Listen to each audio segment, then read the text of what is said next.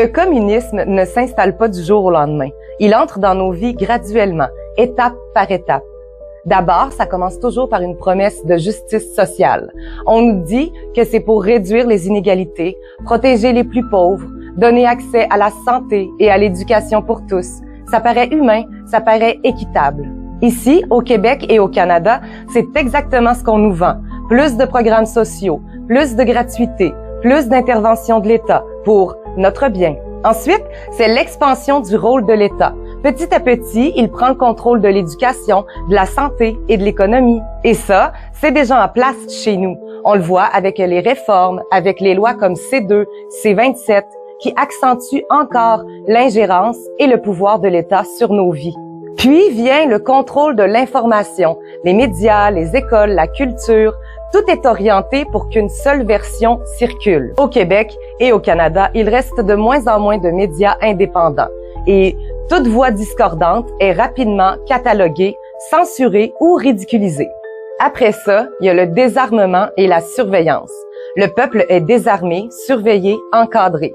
Ici, c'est déjà le cas. Les lois sont de plus en plus strictes, les caméras se multiplient, la police est omniprésente. Nous sommes déjà dans une logique d'État policier. Une étape clé, c'est la division et la peur. On divise les citoyens entre classes sociales, mais aussi entre culture et religion.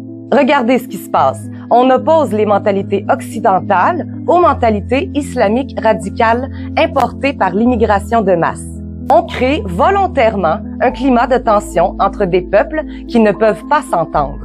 Et plus la peur grandit, plus les gens acceptent de céder leur liberté en échange d'une illusion de sécurité. Et quand tout ça est en place, arrive l'étape finale, la collectivisation. L'État s'approprie tout, richesse, entreprise, terre, culture, religion. C'est ce vers quoi on glisse déjà ici, quand chaque aspect de notre vie dépend de l'État.